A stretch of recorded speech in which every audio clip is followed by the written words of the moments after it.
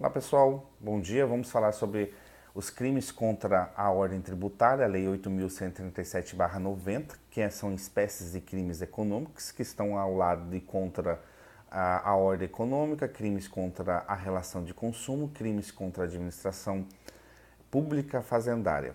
E para a gente dar início aos crimes contra a ordem tributária, nós temos que deixar claro que quem deixa de pagar, quer dizer, quem tem o inadimplemento de um tributo, quer dizer, não pagou um tributo, não está cometendo crime. Mesma coisa quando a gente tem uma outra espécie que se chama elisão fiscal, que é a prática legítima que o contribuinte tem de evitar a ocorrência do fator gerador de tributo, de fazer o tributo. Ou a diminuir o valor do tributo a ser pago, sem a utilização de fraude. Já a sonegação fiscal, né, pressupõe, além da supressão ou redução do tributo devido, também a fraude.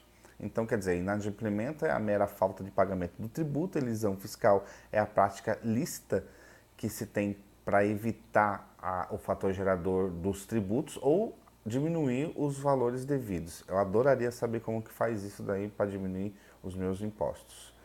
E a sonegação fiscal é a redução ou supressão do pagamento de tributo mediante o emprego de fraude.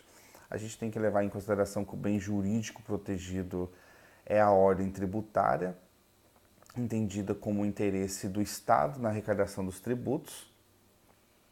Isso num sentido macro, nós podemos ver até como se fosse a coletividade em relação que o governo e o Estado recolhe esses impostos justamente para aplicar em desenvolvimento social como um todo.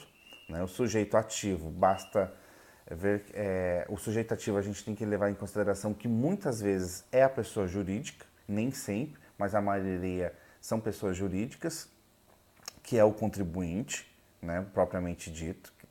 Mas, e nesses casos, quando é pessoa jurídica, nós sabemos que a responsabilidade penal recai sobre os seus administradores.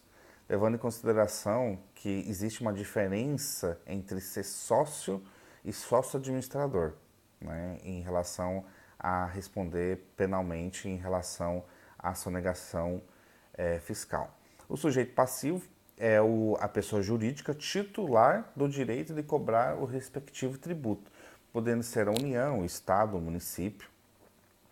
Então vamos aqui ler a Lei 8.137/90, o artigo 1, que diz: constitui crime contra a ordem tributária suprir ou reduzir tributos ou contribuição social e qualquer acessório, mediante as seguintes condutas. Antes que a gente comece a falar um pouquinho sobre os próximos incisos, a gente tem que lembrar que a supressão do tributo acontece quando o agente não paga nada.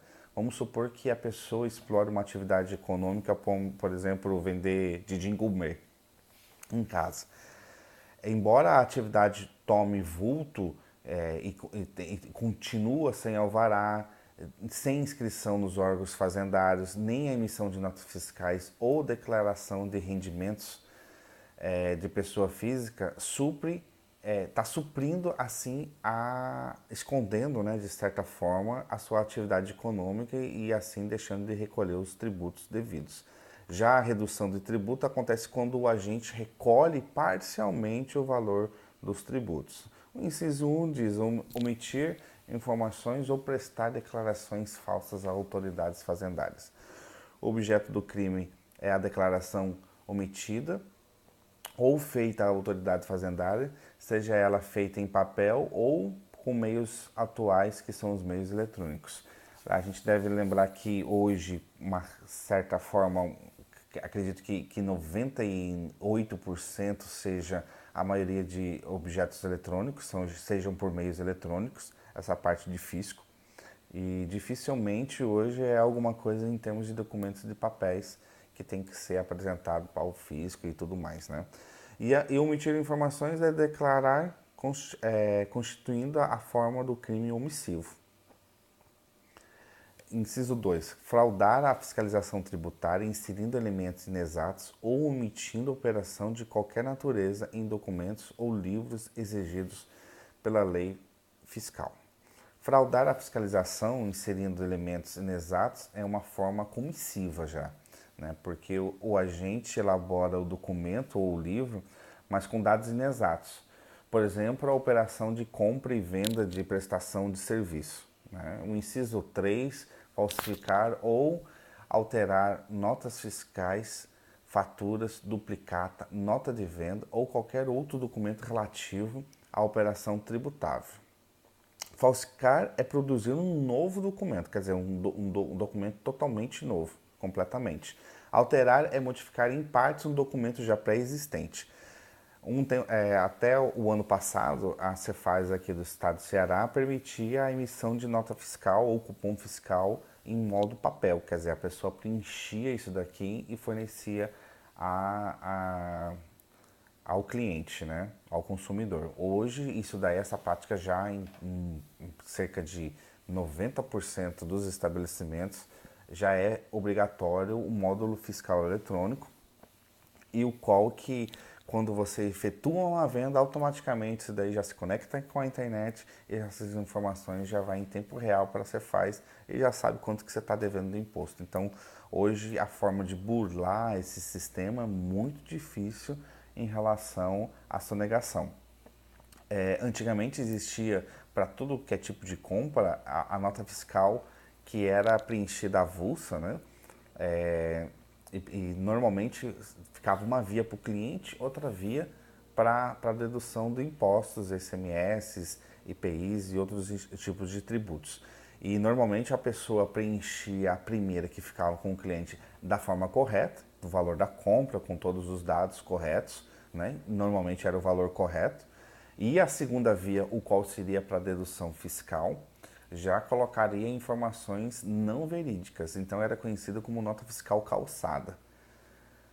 Isso daqui hoje, com a modernização, com certeza a Cefaz já está, a Cefaz e outros órgãos como o Simples Nacional já faz com que você já fique mais amarrado em toda essa parte de sonegação fiscal.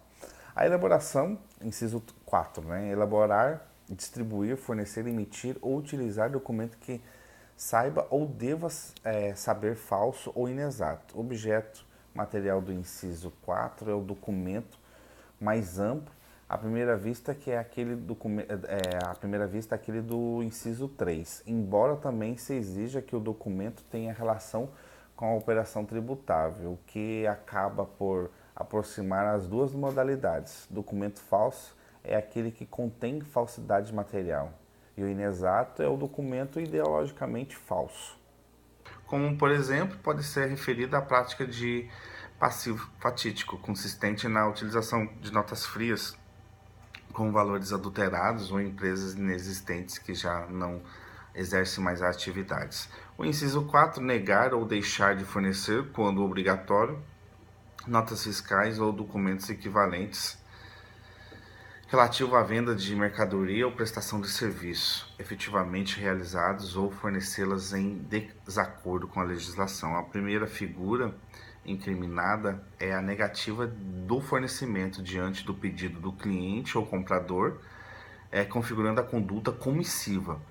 Na modalidade de deixar de fornecer, que é a prática contumaz, é a omissiva, caracterizando pela falta da emissão da nota fiscal e resultar na supressão ou redução do tributo devido, nesse caso, né? A terceira modalidade, também comissiva, consiste no fornecimento, mas em desacordo com a legislação, ou seja, de acordo com a legislação que não cumpre os requisitos das normas legais ou administrativas pertinentes para ser feito dessa forma. Um exemplo é a relação à descrição completa da mercadoria das notas fiscais.